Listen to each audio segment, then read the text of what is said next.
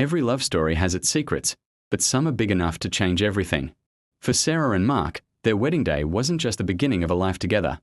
It was the moment a carefully guarded secret finally came to light, threatening to unravel a love they thought was unbreakable. This is the story of a marriage that started with a promise, a celebration, and a revelation that no one saw coming. Sarah met Mark on a rainy Tuesday afternoon. She was rushing out of a bookstore, umbrella turned inside out by the wind, when a kind voice said, "Here, you can share mine." He was handsome, with a warm smile and eyes that seemed to hold a gentle wisdom. Their connection was instant. They spent the next hour in a small coffee shop, talking as if they had known each other for years. Mark was a freelance software developer, a job that allowed him the freedom to work from anywhere. He was quiet but attentive, a fantastic listener who remembered every little detail Sarah shared about her life as a kindergarten teacher. Their courtship was a whirlwind of picture-perfect moments. They hiked through national parks, cooked elaborate meals together, and spent nights talking under the stars. Mark was everything Sarah had ever dreamed of. He was patient, supportive, and his love for her felt absolute. He was a pillar of strength, always calm, always reassuring. There was just one peculiar thing about him. He was intensely private about his past. Whenever Sarah would ask about his family or his childhood, he'd skillfully change the subject, often with a joke or a distracting kiss. "The past is the past, Sarah," he'd say. "All that matters is our future." Sarah, head over heels in love, accepted this. She figured he might have had a difficult upbringing or was estranged from his family. She respected his boundaries, trusting that when he was ready, he would open up. Besides, his present actions spoke volumes. He was a good man, and that's what mattered.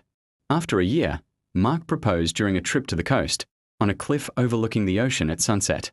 He got down on one knee, his voice thick with emotion, and told her she was the best thing that had ever happened to him. Sarah said yes without a moment's hesitation. The wedding planning was a joyful blur. Sarah's family adored Mark, though her father did find it odd that none of Mark's family or old friends would be attending. Mark explained that he was an only child, his parents had passed away years ago, and he had lost touch with most people from his past after years of moving around for work.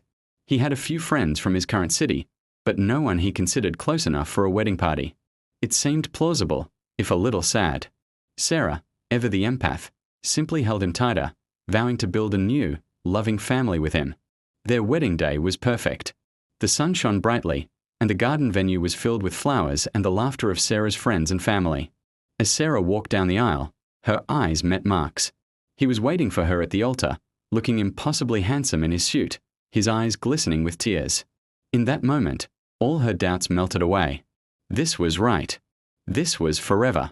They exchanged vows they had written themselves, promising a lifetime of love, trust, and honesty.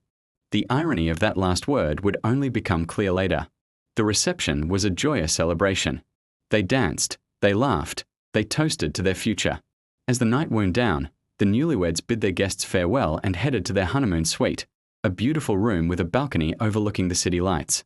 Sarah felt like she was living in a fairy tale. She changed into a silk robe while Mark stepped out onto the balcony for a moment. When he came back inside, the playful, happy energy was gone. He looked serious, his expression a mixture of fear and resolve. "Sarah, we need to talk," he said, his voice unusually strained. Sarah's heart began to beat a little faster. "Okay," she said, sitting on the edge of the bed.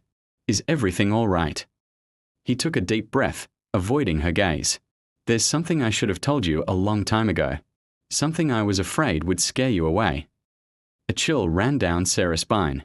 Her mind raced through 100 possibilities. Was he in debt? Did he have a child he never mentioned? "Mark, you're scaring me." "Whatever it is, we can face it together," she said, reaching for his hand. He finally looked at her, his eyes filled with a deep, sorrowful pain she had never seen before. "My name isn't Mark," he began, his voice barely a whisper. Sarah's world tilted on its axis. "What? What are you talking about? Of course it is." He shook his head slowly. "No. My real name is David. Mark is the name I chose when I started over." Sarah felt a wave of confusion and fear. Started over? From what? He took another shaky breath. 6 years ago, I was a different person. I was married before. Sarah's jaw dropped. Married. He had never mentioned a previous marriage, Not once. The questions began tumbling out of her. You were married. Why didn't you tell me? What happened? Where is she? He held up a hand, pleading for her to let him finish. Her name was Jessica. We were high school sweethearts. We got married young. But I wasn't the man I am today. I was reckless. I had a problem. A gambling problem. He explained that his addiction had started small but quickly spiraled out of control. He lost their savings, took out secret loans, and lied to Jessica constantly. He buried them in a mountain of debt. One night, after losing everything they had left, he came home to find Jessica gone. She had left a note, saying she couldn't live with the lies anymore. She loved him, but he had broken her. He tried to find her, but she had disappeared. I hit rock bottom, he continued, his voice cracking. I was ashamed, I was broken, and I was completely alone. I realized I had destroyed the best thing in my life because of my weakness. So, I checked myself into a support program. I spent a year getting my life back together, working multiple jobs to pay off the debts I'd created. When I was finally clean and financially stable, I decided I couldn't be that person anymore.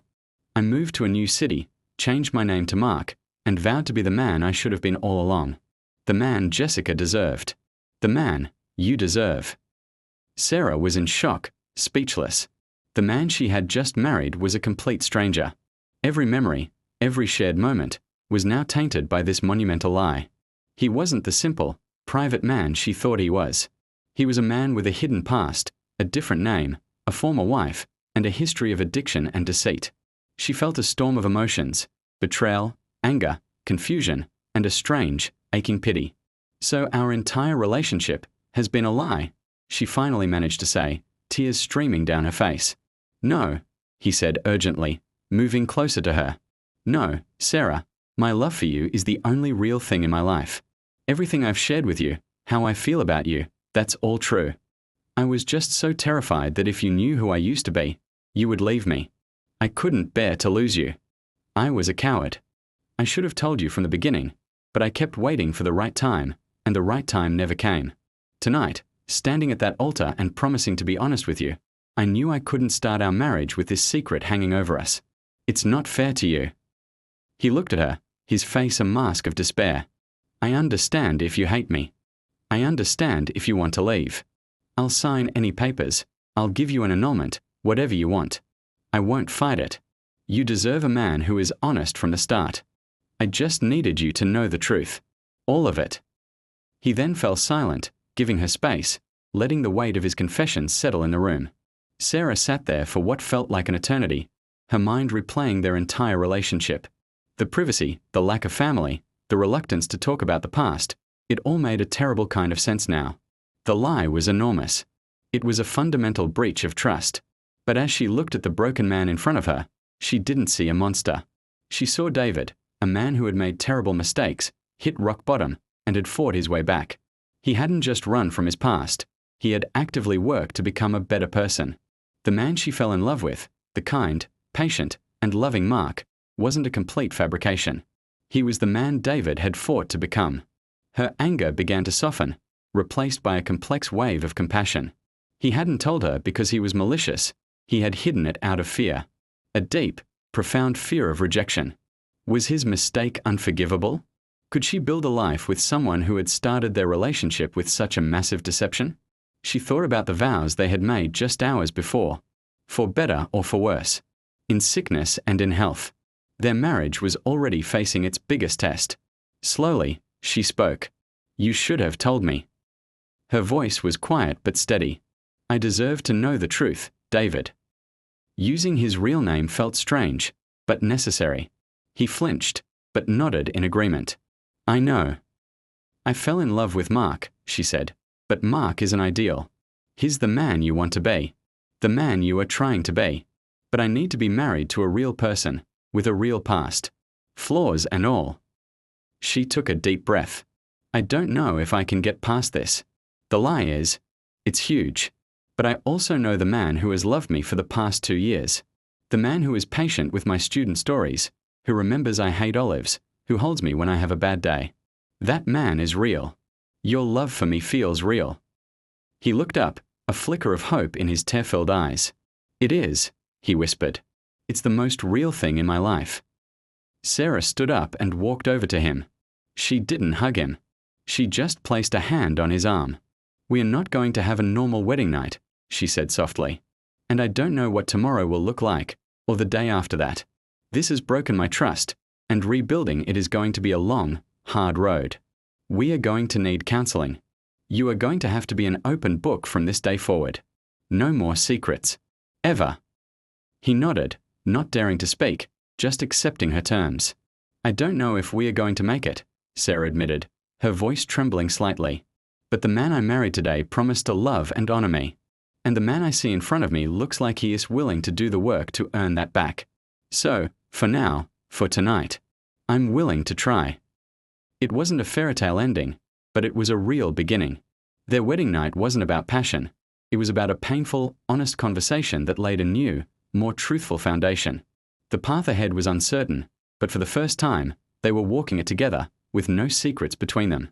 Their love story wouldn't be easy, but it would be real.